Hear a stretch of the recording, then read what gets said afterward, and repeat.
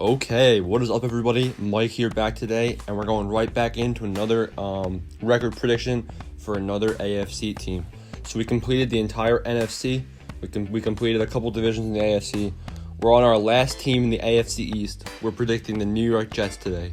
So after the New York Jets, we got one division left, which is the AFC North. So make sure you guys subscribe. Make sure you check out the playlist with all these predictions before listening to this one, because here comes a spoiler. So today we're predicting the New York Jets, and I think the Jets have one of the worst rosters in the league. So I was pretty harsh on a couple of other teams. So spoiler right here, make sure you guys watch the other videos before listening to this. I had the Jaguars getting 0 wins in the season, up to 2 wins if they're lucky. So I think they have the complete worst roster. And then besides that, I said the Panthers will get 2 wins just because they have a really bad defense this year. So honestly, I think the Jets are going to be a similar team to the Carolina Panthers this season. Before we talk about their schedule and the games that they're going to win, what did the Jets do in the offseason to improve or get worse? Let's see. So they got Brian Poole. They're going to re-sign veteran cornerback, only $5 million guaranteed. So they retained their corner for at least another year.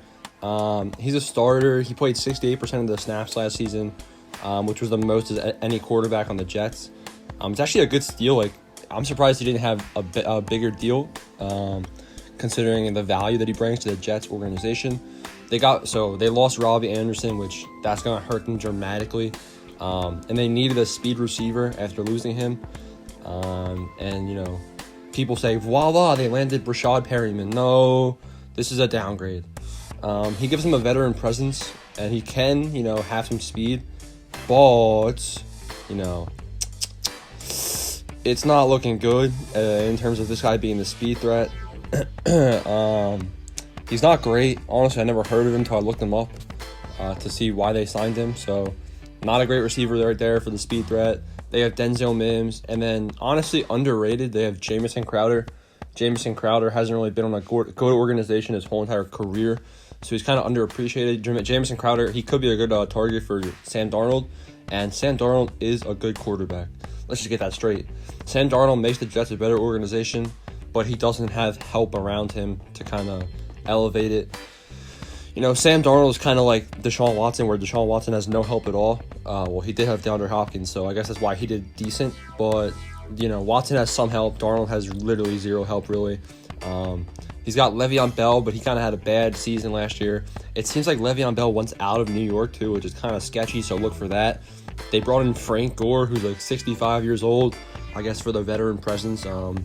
He's not really going to be that much of a playmaking player. Quentin Williams, obviously a strong defensive lineman. C.J. Mosley as a linebacker. And then, I don't even know, should I mention Jamal Adams? Is Jamal Adams going to try this year because he knows that the Jets aren't going to win? Obviously, they're limiting holdouts and everything. But Jamal Adams seems adamant on a trade. It's just that his asking price is pretty high. So they do have a couple decent players, but nothing great on the Jets roster. All right, let's predict their schedule for the 2020 season. It's a tough one, being in an AFC East division and then playing some of the NFC West teams and the AFC West teams. So first off, they play the Buffalo Bills, divisional matchup right off the bat in Buffalo. The Bills have a stacked team. I'm actually pretty hyped to see the Bills play this season. I think Josh Allen's going to take a step forward in his career. He's been making some kind of sketchy plays with his football IQ. He tries forcing some plays, but it's all right. He's got a gunslinging arm. He's a really solid quarterback. Devin Singletary trained under Frank Gore.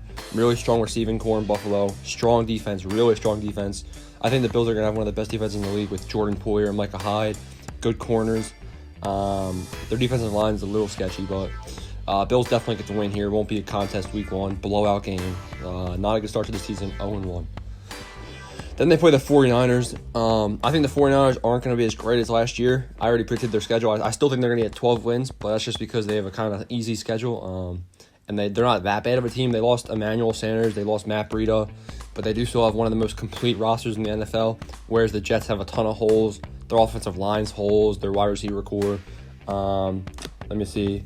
Let's see. Yeah, the Jets tight end is Christopher Herndon. It's not, yeah. The 49ers are just complete. They're ready to win now. Jets are going in the wrong direction, 0-2. Then they play the Indianapolis Colts. This game, an away game. Phillip Rivers, I think Phillip Rivers still has some talent left in him, especially with the Colts' dominant offensive line. I think Phillip Rivers is going to look really good this year. I'd say he has 2 or 3 years left if Phillip Rivers can stay healthy. I think this is a good fit for Phillip Rivers in Indianapolis. He's got some pieces on offense around him. The Colts defense isn't horrible either, so the Jets aren't going to beat them as an away game 0-3. Then they play the Denver Broncos. This is a tough schedule right here. They play the Broncos, teams heading in astronomically different directions. Broncos definitely trending up, whereas the Jets definitely aren't.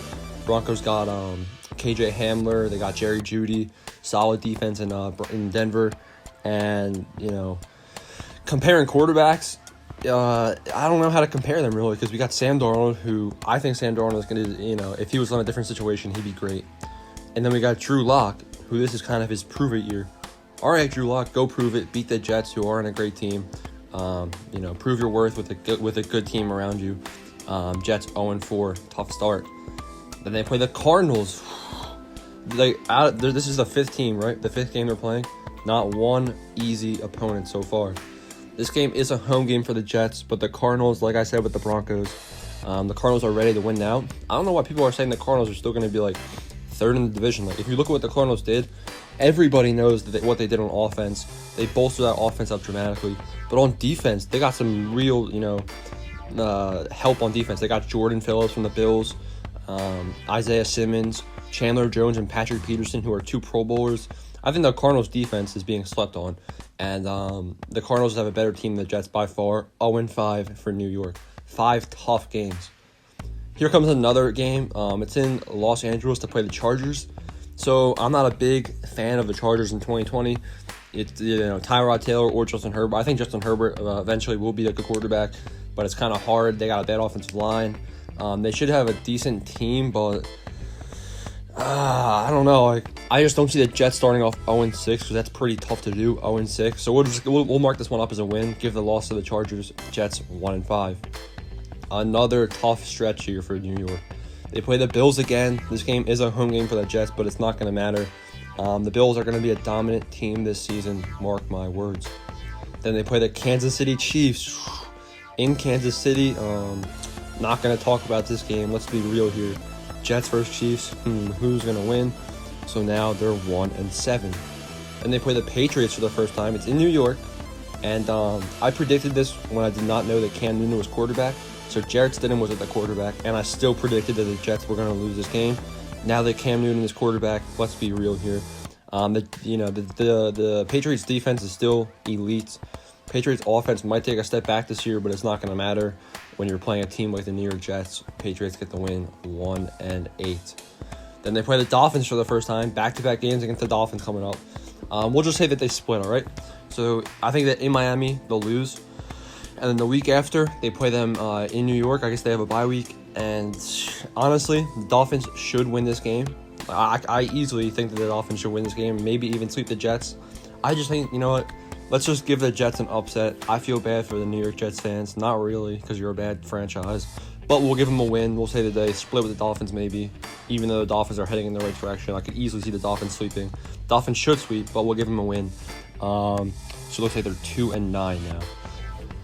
2-9, Jets play the Las Vegas Raiders. It's a home game. The Raiders should have a better team. Their defense is a little sketchy, but they still got Jonathan Abram, Max Crosby. And the Raiders have a better offense in terms of threats and everything. So Raiders get the win here, 2-10. Then the closing stretch, they play the Seahawks in Seattle. Russell Wilson, elite offensive threats with Tyler Lockett, DK Metcalf.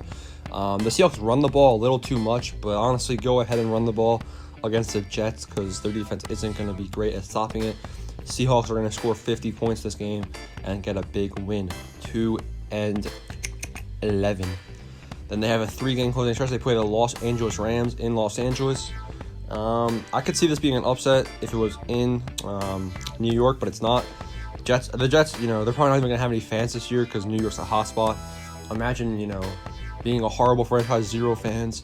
Yikes. It's an away game anyway. There might not even be any fans at this game in California. But the Rams will get the win here. Better team. Then they play the Cleveland Browns, a home game. Both of these teams are dumpster fires. The Browns aren't going to be great this year, but they do have more elite players. They got a good running back core at least. Have a couple players with defense, and then obviously they have a OBJ and a Jarvis Landry on offense. So Browns will get the win here. And then they finish it off with a game against the New England Patriots in New England. Like I said, I didn't even know Cam Newton was quarterback, and I gave the Patriots the sweep of the Jets. So with Cam Newton as quarterback, easy win, especially in Foxborough. Bill Belichick owns Sam Darnold and the Jets anyway. So Jets 2-14. So I could see the Jets getting more than 2 wins, but 2-14 because this schedule is tough, really tough schedule. Not too many weak teams on there. We got the Chargers and Raiders and Rams and Browns, I guess.